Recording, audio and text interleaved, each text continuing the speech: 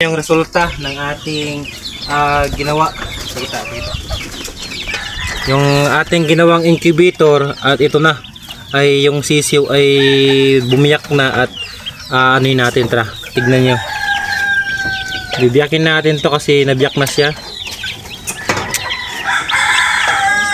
Ito yung DIY na incubator to mga kukitabs. At ito na yung resulta. Ay ako na mismo magbibiyak nito para makalabas na yung ating sisiw.